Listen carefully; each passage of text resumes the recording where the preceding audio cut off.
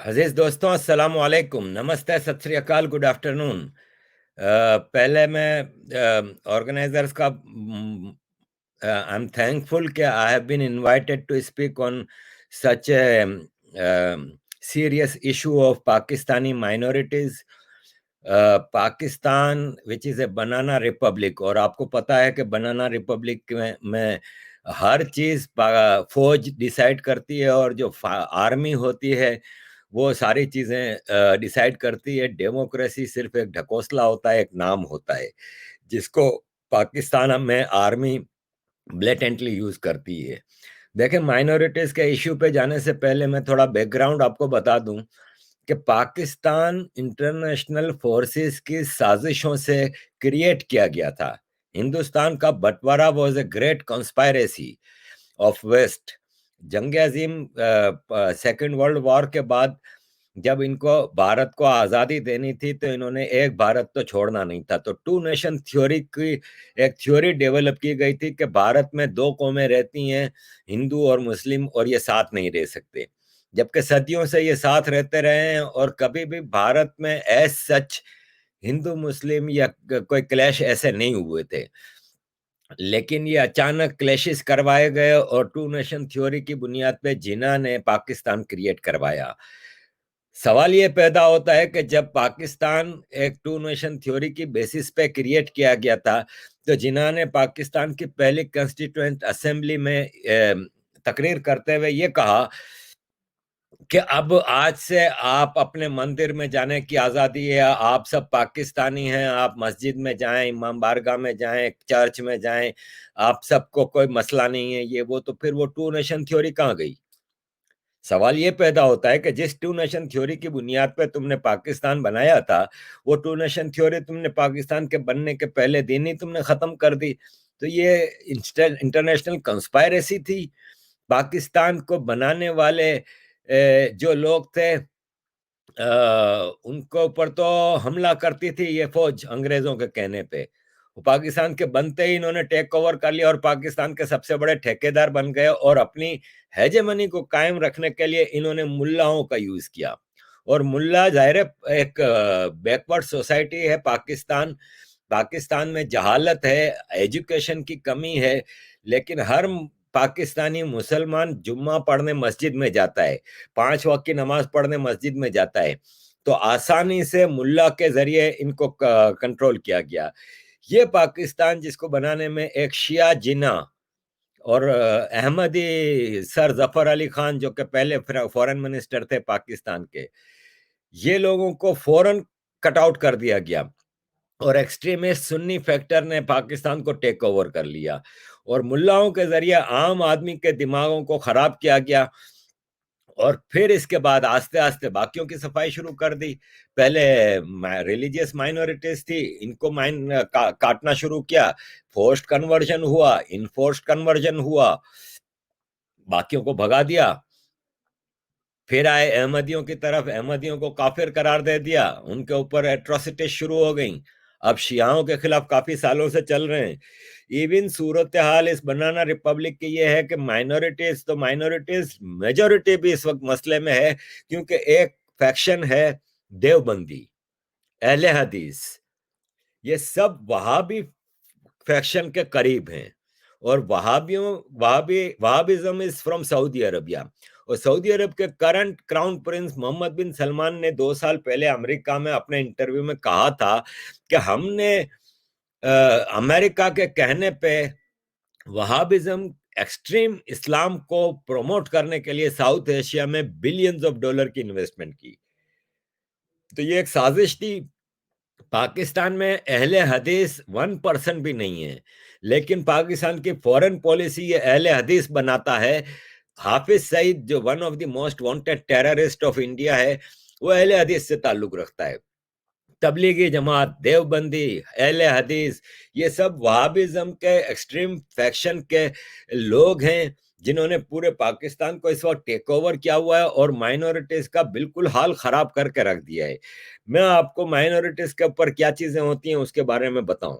ایک تو ہوتی ہے سیدھی سیدھی فورسڈ کنورژن، جو کہ بہت تیزی سے پاکستان میں ہو رہی ہے اور خاص طور پہ سندھ میں ہو رہی ہے. سندھ پروونس میں، جو کہ ایک صوفیوں کا صوبہ تھا، سندھ تو بھارت کے انٹیگریشن کا حصہ ہوتا تھا، جو کہ بھارت کے نیشنل اینتھم میں بھی ہے. آج سندھ کی حالت یہ ہے کہ وہاں پہ ایک میاں مٹھو نام کا ایک مولوی ہے جو وہاں پہ پروموٹ کرتا ہے کہ ینگ بچوں کو جو مدرسوں میں پڑھتے ہیں کہ اگر تم لوگوں نے کسی نان مسلم لڑکی کو کنورٹ کر دیا تو تم لوگ سیدھے جنت میں جاؤ گے. اب یہ غریب بچے جو مدرسوں میں پڑھتے ہیں، جن کا کوئی حال احوال نہیں ہے، جن کی کوئی زندگی نہیں ہے، وہ آپ کو پتہ ہے مدرسوں میں کس طرح بچوں کا ایکسپلائٹیشن ہوتا ہے، مدرسوں میں کیا سلوک ہوتا ہے، بچوں کے جو ریپ ہوتے ہیں، ان کو مارا جاتا ہے، ان کو زنجیروں میں باندھا جاتا ہے. وہ بچے جب وہ تنگ ہوتے ہیں، اور 12 14 15 16 سال کے یہ لڑکے جب اپنی زندگی سے تنگ، اپنی غربت سے تنگ، اپنے مولویوں کے ایکسپلائٹیشن سے تنگ، تو ان کو جنت کا شارٹ کٹ نظر آتا ہے.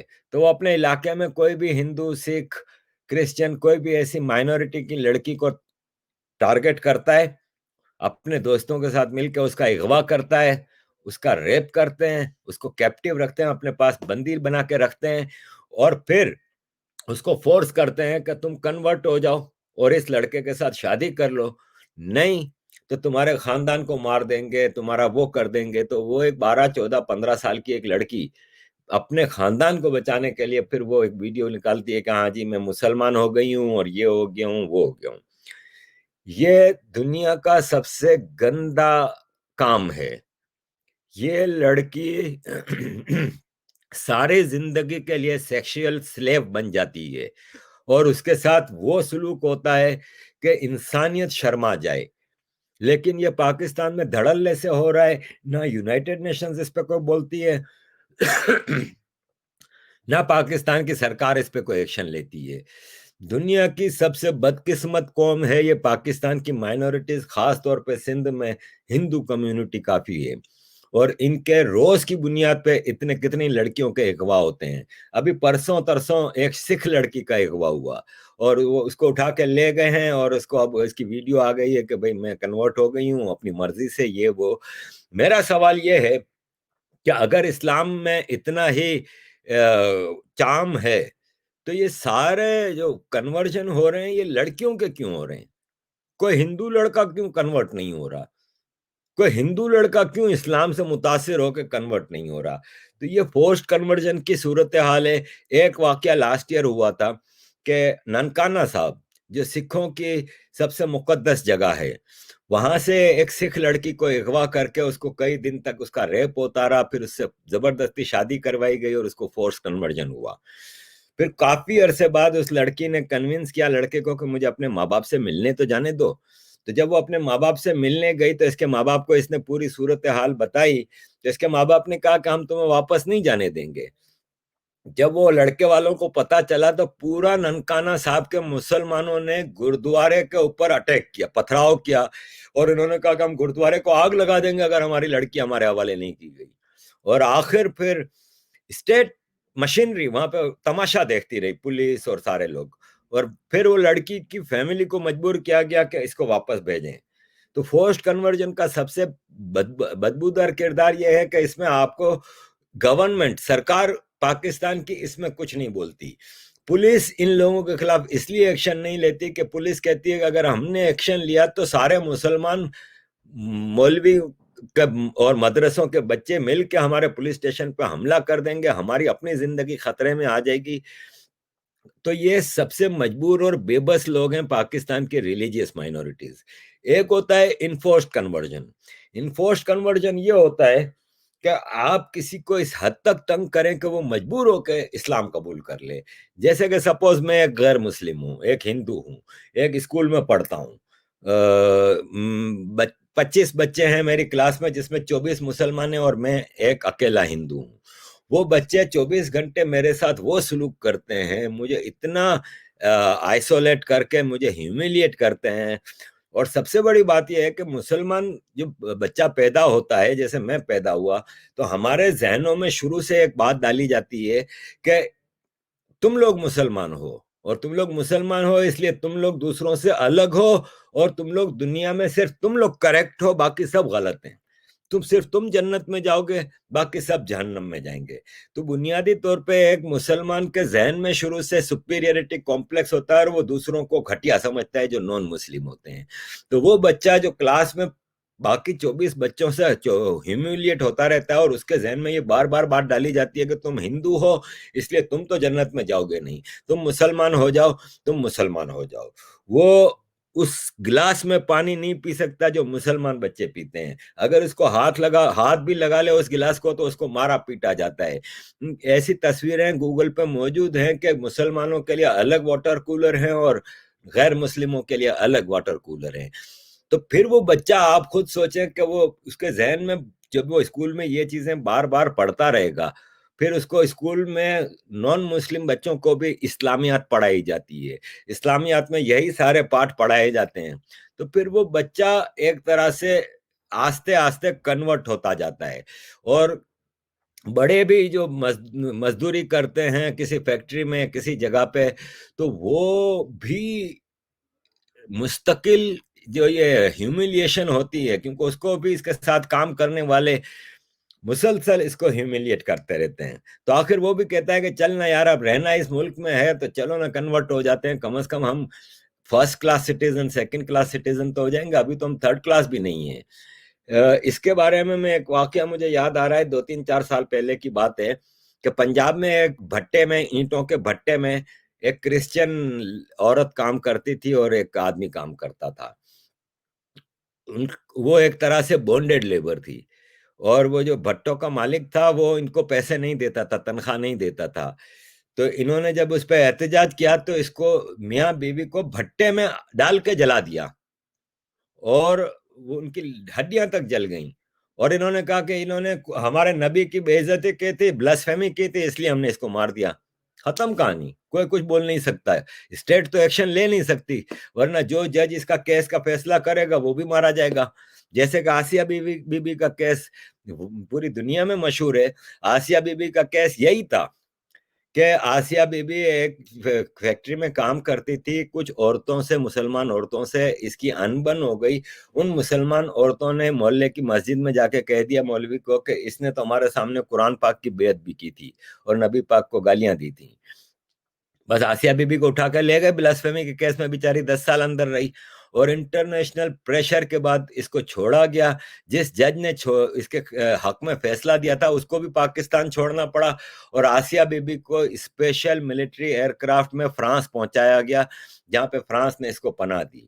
آپ دیکھیں کہ آسیہ بی بی نے فرانس میں پہنچتے ہی یہ بیان دیا کہ میں سوچ بھی نہیں سکتی مسلمانوں کے قرآن اور اس کے نبی کی بے ادبی کرنے کی، میں نے ایسا کچھ کیا ہی نہیں تھا، یہ ایک ذاتی جھگڑا تھا جس میں انہوں نے مجھے ٹارگٹ کیا۔ ایون آج 2 سال ہو گئے آسیہ بی بی کو فرانس میں رہتے ہوئے، ابھی 2-3 ہفتے پہلے انہوں نے ایک میگزین کو انٹرویو میں واپس یہ کہا کہ میں پاکستان واپس جانا چاہتی ہوں، لیکن میں سوچ بھی نہیں سکتی کہ مسلمانوں کے قرآن کے بارے میں یا ان کے نبی کے بارے میں کوئی غلط بات کروں۔ تو یہ ہے جی پاکستان میں فورسڈ اور انفورسڈ کنورژن کی۔ اب آ جاتے ہیں جو فیکشنل مائنورٹیز ہیں، جو کہ مسلمان تو ہیں لیکن ان کو ایکسٹریمسٹ فورسز جیسے یہ دیوبندی اور ان کی طرف سے مسئلہ ہے، خاص طور پہ شیعوں کو۔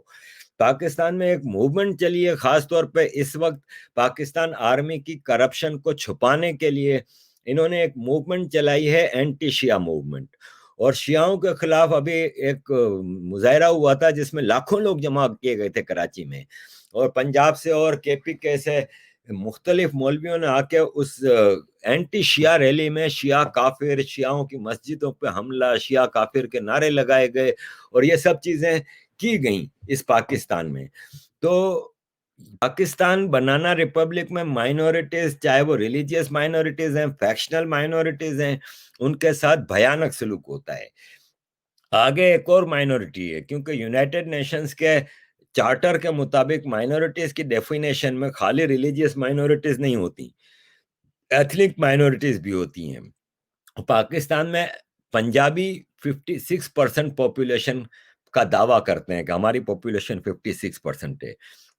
तो सिंधी, बलोच, मुहाजिर, पख्तून, सिराइकी, हजारवी, ये जो एथनिसिटीज हैं ये सब एथनिक माइनॉरिटीज में आती हैं। बलूचिस्तान में 1970 से जेनोसाइड हो रहा है। बलूचिस्तान एक आज़ाद रियासत के तौर पे 11 अगस्त 1947 को आज़ाद हुई थी, जिसको पाकिस्तान के जिना ने रिकॉग्नाइज किया था। कराची में आज़ाद बलूचिस्तान की एम्बेसी कायम की गई थी 11 अगस्त 1947 में, लेकिन पाकिस्तान ने 1948 में फौज भेज के बलूचिस्तान पर कब्जा कर लिया। वो अपना हक मांगते हैं क्योंकि Balochistan is a rich province with natural resources. तो उन नेचुरल रिसोर्सेज की लूटमार के लिए पाकिस्तान आर्मी ने बलूचिस्तान पर कब्जा किया हुआ है और बलोचों का जेनोसाइड हो रहा है 1970 से। और वहां पे बाकायदा एक जंग की सूरत हाल है। बलूचिस्तान सबसे डिप्राइव्ड प्रोविंस है पाकिस्तान का, ऑल दो सबसे रिचेस्ट है, लेकिन इंफ्रास्ट्रक्चर के नाम पे वहां पे कुछ भी नहीं। आप गूगल पे जाके चेक कर सकते हैं कि खुले आसमान के नीचे वहां पे स्कूल्स हैं। यही हाल सिंध का है। सिंध पाकिस्तान भर में सबसे ज्यादा टैक्स देता है, सबसे ज्यादा कंट्रीब्यूट करता है पाकिस्तान के नेशनल एक्सचेकर को, लेकिन सिंध का हाल भी बहुत खराब है। तो पाकिस्तान में एथनिक माइनॉरिटीज के साथ भी बहुत भयानक सलूक हो रहा है। पाकिस्तान का जो ये डबल स्टैंडर्ड है वो आपको एक बात से पता चल जाएगा कि पाकिस्तान कहता है कि भारत में कश्मीरियों पे जुल्म हो रहा है, भारत में मुसलमानों पे जुल्म हो रहा है और जेनोसाइड हो रहा है। मेरा सवाल ये है, लॉजिक की बात करता हूं मैं, कि हमारे पास तो लिस्टें मौजूद हैं कि बलूचिस्तान में कैसे जेनोसाइड हो रहा है, कितने हजार लोग मारे गए। मुहाजिरों के 25,000 मुहाजिर मार दिए गए हैं। मुहाजिर वो हैं मुसलमान जो इंडिया के जो करंट इंडिया है इसके मुख्तलिफ इलाकों से हिजरत करके पाकिस्तान गए थे 1947। जैसे कि मेरे पेरेंट्स गुजरात से जूनागढ़ से माइग्रेट करके पाकिस्तान आए थे। हमें पाकिस्तान में थर्ड क्लास सिटीजन माना जाता है। 25,000 मुहाजिर इन्होंने मार दिया, हमारे पास लिस्टें मौजूद हैं। अगर इंडिया में मुसलमानों का जेनोसाइड हो रहा है तो कोई लिस्ट तो निकालो ना। मैं तो इतना न्यूज में रहता हूँ, खुद एक जर्नलिस्ट हूँ, मुझे तो कहीं नजर नहीं आता कि लिस्टें तो छोड़ें, कोई एक मुसलमान बता दें जिसको उसके रिलीजन की वजह से मारा गया हो। जितनी आजादी भारत में मुसलमानों को है इतनी आजादी किसी मुसलमान देश में भी नहीं है। सऊदी अरब में भी एक फिरके की हुकूमत है, बाकी शियाओं के ऊपर, बरेलवियों के ऊपर वहां पे मजालिम होते हैं, उनको बोलने तक की इजाजत नहीं होती। इंडिया में तो मुसलमान धड़ल्ले से रोड्स पे नमाजें पढ़ता है, पूरे रोड ब्लॉक कर देता है, 5 टाइम मस्जिदों के लाउड स्पीकर से अजान जाती है, मुसलमानों को सब्सिडीज दी जाती हैं हज के नाम पे, रमज़ान में मस्जिदों को मुफ्त चावल दिए जाते हैं। मुसलमानों की अय्याशी है इंडिया में, लेकिन ये इंडिया के ऊपर इल्जाम लगाते हैं कि इंडिया में माइनॉरिटीज के साथ ये मसला है। तो पाकिस्तान की जो हिपोक्रेसी है वो यहाँ पे आपको नजर आ जाएगी कि इंडिया के बारे में जहां पे मुसलमानों को पूरी आजादी है, हिंदुओं से ज्यादा इंजॉय कर रहे हैं वो अपनी फ्रीडम को इंडिया में, उसके बारे में एक फेक प्रोपेगेंडा चला रहे हैं। जबकि सबसे ज्यादा जो दुनिया में मुसलमानों को जो टारगेट किया जा रहा है ना, वो चाइना में किया जा रहा है। उनको कंसंट्रेशन कैंपों में बंद करके रखा गया है कई सालों से। इनको जबरदस्ती वहां पे पिग गोश्त, सुअर का गोश्त खिलाया जाता है, उनको शराबें पिलाई जाती हैं, और इनके घरों में इनकी बीवियों के साथ सोने के लिए चाइना के कम्युनिस्ट फौजी जाते हैं। मोहम्मद नाम रखने पे पाबंदी है, दाढ़ी रखने पे पाबंदी है, बुर्का पहनने पे पाबंदी है, लेकिन इसके बारे में पाकिस्तान ने कभी कंडेम नहीं किया। इवन यूनाइटेड नेशंस में लास्ट ईयर इमरान खान पाकिस्तान के प्राइम मिनिस्टर से पूछा गया तो उसने कहा अच्छा मुझे तो पता ही नहीं। वो औरत ने कहा तुम्हें कैसे नहीं पता, तुम देखो ना पूरे दुनिया में इसकी। हाँ अगर ऐसा है भी तो हम चाइना से प्राइवेटली बात करेंगे क्योंकि चाइना हमारा दोस्त है। जबकि कहना ये चाहिए कि चाइना हमारा माई बाप है, क्योंकि हम भिखारी हैं और चाइना से भीख लेके ये सब करते हैं। उन मुसलमानों को जो कि चाइना में रहते हैं, जो कंसंट्रेशन कैंप में रहते हैं, उनके बारे में बात करना तो दूर की बात है। यहाँ पाकिस्तान में पूरा पाकिस्तान इस वक्त चाइना के कब्जे में है, और चाइनीसों से पाकिस्तान की सरकार की सरपरस्ती में ہماری لڑکیوں کی شادیاں کی جاتی ہیں چائنا والوں کے ساتھ. وہ لڑکیوں کو چائنا لے کے جاتے ہیں, ان سے غلط کام کرواتے ہیں, جب تک ان سے پورا کام کروا لیا, اس کے بعد جب وہ بیکار ہو جاتی ہیں تو ان کے آرگنز نکال کے وہ بیچے جاتے ہیں. چائنا اللیگل آرگنز کی سب سے بڑی مارکیٹ ہے. ہزاروں لڑکیاں, اور جو کچھ لڑکیاں وہاں سے واپس آ سکی ہیں وہ پاگل ہو گئی ہیں اور وہ وہاں کی صورتحال بتاتی ہیں. لیکن ہماری سرکار بھیڑیوں کی سرکار ہے جو اپنے ہی بچوں کو کھا جاتے ہیں. تو یہ پاکستان چائنا کے حوالے اپنے مسلمان لڑکیوں کو کر رہا ہے. جو پاکستانی چائنا میں جا کے پڑھنے کے لیے یا رہنے کے لیے جاتے ہیں ان کے ساتھ درندوں کی طرح سلوک کیا جاتا ہے. ابھی جب ووہان وائرس کا اعلان ہوا تھا کہ ووہان میں ایک وائرس نکلا ہے, کورونا وائرس, تو پوری دنیا کے لوگوں نے چائنا اور خاص طور پہ ووہان سے اپنے سٹیزنز کو اپنے اپنے ملکوں میں واپس لے کے آئے. خاص طور پہ انڈیا نے اسپیشل جہاز بھیج کے ان سب کو واپس لے کے آئے. لیکن پاکستان نے منع کر دیا کہ ہم اپنے سٹیزنز کو وہاں سے واپس نہیں لائیں گے کیونکہ پھر چائنا بدنام ہوگا. تو میں یہاں پہ یہ بتا دوں کہ مسلمانوں کا چائنا میں حال خراب ہے, اس پہ پاکستان نہیں بول رہا. مسلمان عیاشیاں کر رہا ہے انڈیا میں, اس کے بارے میں پاکستان دوغلاپن کر رہا ہے. تو مائنورٹیز کے حوالے سے, چاہے وہ ایتھنو لنگوسٹک مائنورٹیز ہوں, ریلیجیس مائنورٹیز ہوں, فیکشنل مائنورٹیز ہوں, ان کے ساتھ پاکستان میں درندوں جیسا سلوک ہو رہا ہے. اور Pakistan has become a society where a normal person can not live. تو یہ ہے صورتحال. اس unholy nexus between communist China and is, oh yes, it is a very big threat to South Asia. خاص طور پہ یہاں پہ دنیا کی سب سے بڑی ڈیموکریسی ہے انڈیا, جہاں پہ ٹوٹل فریڈم آف اسپیچ ہے, فریڈم آف ایکسپریشن ہے, فریڈم آف بلیف ہے. آپ کو اپنے بھگوان جو بھی ہے آپ کا اس کی پوجا کرنے کی اجازت ہے, آپ کو بولنے کی اجازت ہے, سب کچھ ہے. تو ایسی سوسائٹیز کے لیے آف کورس چائنا اور پاکستان دو اسٹریٹوکریسیز ہیں جہاں پہ ملٹری اپنی مائٹ کے اس پہ رول کرتی ہے. تو بالکل پاکستان کے لیے یہ بہت بڑا, انڈیا کے لیے یہ بہت بڑا خطرہ ہے. اور ویسے بھی دنیا کے آپ تمام ویسٹ کے بھی اسکالرز دیکھ لیں اور انڈیا کے اسکالرز بھی دیکھ لیں, ان کا کنسنسس ہے کہ بھارت کے لیے سب سے بڑا خطرہ, بھارت کے سب سے بڑے جو دو دشمن ہیں وہ چائنا ہے اور پاکستان ہے. اور ان کا یہ جو نیکسس ہے جو دو ملٹریز کا, پاکستان ملٹری اور چائنا کی ملٹری, وہ یوز کر رہے ہیں پاکستان کے ملاؤں کو ٹو ایکسپلوئٹ دا سچویشن اور ٹو ایکسپلوئٹ دی پاپولیشن. تو دنیا کو آگے بڑھ کے آنا چاہیے مدد کرنے کے لیے. اس 220 ملین پاکستانیوں کو جو غلام بنا دیا گیا ہے, اور ان کا یہ دیکھیں کہ ایک اور مسئلہ ہے کہ 1979 کی افغان وار جب شروع ہوئی تھی تب سے پاکستان میں مدرسوں کی ایک چین قائم کر دی گئی. تو آپ خود سوچیں کہ اس 40 سالوں میں ان مدرسوں سے جو بچے پڑھ کے آئے ہیں تو آپ نے ایک جاہلوں کی قوم تیار کر لی ہے. Why Pakistan army do business, why not Pakistani people don't talk. وہی میں نے بتایا ابھی آپ کو کہ ایک جاہلوں کی فورس تیار کر دی گئی ہے کہ پاکستانی قوم کیسے کچھ بات کرے گی. وہ آج بھی اپنے آرمی کو بھگوان مانتے ہیں, جبکہ یہ آرمی کی کرپشن کے ساری چیزیں کھل کے آ گئی ہیں. یہ ابھی ریٹائرڈ جنرل عاصم باجوہ کی کرپشن کی جو کہانیاں ہیں وہ ہوش ربا ہیں, وہ تصور سے باہر ہے. بلینز آف ڈالر کی امپائر قائم کی ہوئی ہے, لیکن آج بھی پاکستان کا جاہل سٹیزن ہے وہ ان کی پوجا کر رہا ہے. تو ایک نیشن ڈیولپ کرنے میں جب 40 سال لگے ہیں تو اب اس کو بدلنے میں بھی بڑا ٹائم لگے گا. ابھی تو بدلنا شروع نہیں ہوا کیونکہ ابھی بھی فوج کا قبضہ ہے, ملا کا قبضہ ہے. تو Pakistan is under occupation of ملا ملٹری الائنس, اور وہ اس قوم کو آزادی نہیں دینا چاہ رہے. اس قوم کو آزادی دینے کے لیے انٹرنیشنل فورسز کو آگے آنا ہوگا.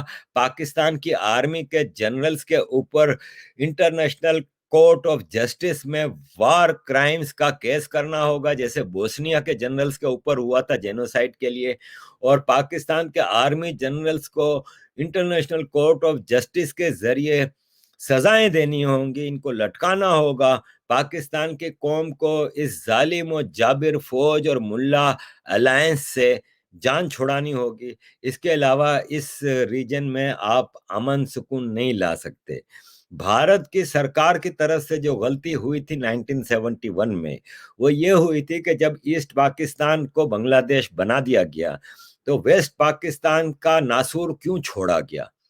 جب اس وقت پاکستان کے 93,000 فوجی بھارت کے پاس قبضے میں تھے، اس وقت بیسٹ موقع تھا کہ بھارت باقی پاکستان کو بھی سندھ کو آزاد سندھو دیش بنا دیتے، بلوچستان کو آزادی دلا دیتے اور باقی پاکستان کا بھی مسئلہ حل کر دیتے، تو آج دنیا بھی سکون میں ہوتی۔ کیونکہ پوری دنیا میں آپ کو جہاں بھی کوئی ٹیررسٹ ملے گا، آپ جب اس ٹیررسٹ کی دم اٹھائیں گے تو اس کے پیچھے میڈ ان پاکستان کی اسٹیمپ لگی ہوگی، وہ کسی نہ کسی پاکستان کے مدرسے سے ٹریننگ لے کے ہی نکلا ہوگا۔ ایون نیوزی لینڈ میں جو لاسٹ سال یا 2 سال پہلے ایک آسٹریلین بندے نے مسجد میں جا کے لوگوں کو مارا تھا، وہ بھی 2 بار پاکستان کا دورہ کر چکا تھا اور گلگت بلتستان میں کافی عرصہ رہا تھا۔ تو سچویشن از ویری ڈینجرس۔ دنیا کو آگے آنا ہوگا۔ بھارت نے جو پاکستان کو چھوڑ کے 1971 میں غلطی کی تھی، اب بھارت کو بھی آگے آنا ہوگا 2 چیزوں کے لیے۔ ایک تو یہ کہ بھارت کا گلگت بلتستان اور پی او کے پاکستان کی فوج کے قبضے میں ہے، اس کو بھارت واپس حاصل کرے اپنے علاقے، اور سندھو دیش اور بلوچستان کو آزادی دلائی جائے۔ یہ میری ریکویسٹ ہے انٹرنیشنل کمیونٹی سے بھی، یہ میری ریکویسٹ ہے بھارت سرکار سے بھی، اور یہ میری ریکویسٹ ہے بھارت کی عام جنتا سے بھی کہ آخر کو ہم لوگوں کا ڈی این اے بھارتی ہے۔ ہسٹوریکل ایک انٹرنیشنل سازش کے ذریعے ہم لوگوں نے بھارت سے علیحدگی اختیار کی، اب اس کی بہت سزا بھگت چکے ہیں۔ تو بھارت کی جنتا بھی ہمیں معاف کر دے اور ہمارے لیے آواز اٹھائے۔ ہمارے لیے آپ اور کچھ ہم نہیں مانگتے، آپ آواز اٹھائیں۔ آپ لوگ 130 کروڑ سے زیادہ لوگ ہیں، آپ لوگوں کی آواز میں دم ہے۔ دنیا بھارت کی ریسپیکٹ کرتی ہے، جہاں بھی دنیا میں امریکہ، یورپ، اس لندن میں بھارتی رہتے ہیں جو، ان کی ایک الگ ریسپیکٹ ہے۔ یہاں کی جیلوں کی صورتحال دیکھ لیں تو مسلمان کی اس کنٹری میں ٹوٹل پاپولیشن 4% ہے، لیکن جیلوں میں 50% سے زیادہ مسلمان ہیں۔ لیکن آپ کو شاید کوئی انڈین ہندو ملے گا جو ادھر جیلوں میں ہوگا، کیونکہ انڈینز جہاں بھی رہتے ہیں عزت کے ساتھ رہتے ہیں، قانون کے دائرے میں رہتے ہیں۔ کبھی آپ کو کوئی ہندو ایکسٹریمزم کا کیس اس ویسٹ میں آپ کو نہیں ملے گا۔ مسلم ایکسٹریمسٹ کا کیس تو بہت زیادہ ہے۔ Can you speak a bit about Sikhs and Hindus in Afghanistan؟ دیکھیں وہی بات ہے کہ افغانستان پاکستان کے طالبان اور پاکستان کی آرمی کے جو یہ گروپس ہیں ٹیررسٹ گروپ، ان کے قبضے میں 79 سے ہے۔ 1979 میں جب سوویت انویژن ہوا تھا، حالانکہ یہ انویژن بھی ویسٹ نے اور پاکستان نے کہا ہے کہ انویژن ہوا تھا، it was not an invasion. Babrak Karmal ایک افغان پریسیڈنٹ کی ریکویسٹ پہ کہ پاکستان اور امریکہ افغانستان میں انریسٹ کر رہے ہیں، تو رشیا سے انہوں نے سوویت یونین سے مدد مانگی تھی، تو سوویت یونین نے اپنی فوج ان کی مدد کے لیے بھیجی تھی۔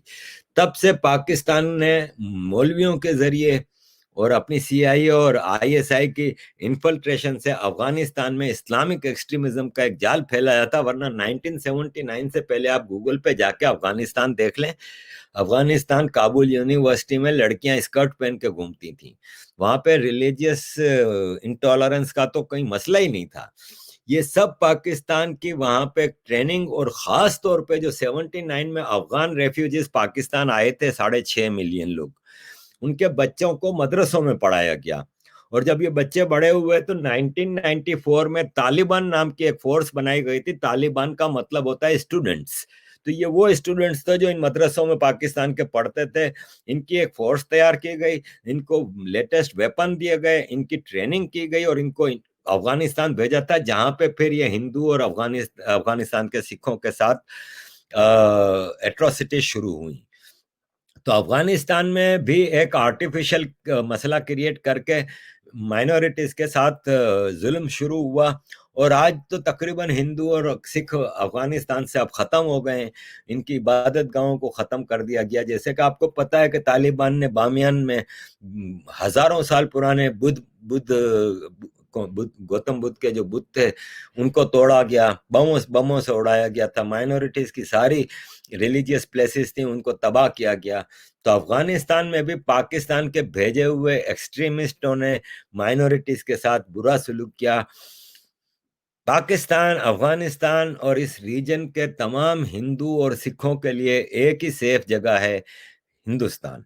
اور میں مودی سرکار کا بڑا مشکور ہوں کہ انہوں نے سٹیزن امینڈمنٹ ایکٹ کے ذریعے ان لوگوں کو تھوڑی سیکیورٹی ملی. لیکن آفٹر آل یہ بھی انف اس لیے نہیں ہے کہ سٹیزن امینڈمنٹ ایکٹ کے تحت صرف ان ہندو اور مائنورٹیز کو پروٹیکشن دی گئی ہے جو آلریڈی انڈیا پہنچ گئے تھے، اور ایک سرٹن ڈیٹ تھی کہ اس ڈیٹ سے پہلے وہ وہاں پہ پہنچ گئے تھے تو ان کو نیشنلٹی کا پروسیس وہ کیا گیا تھا.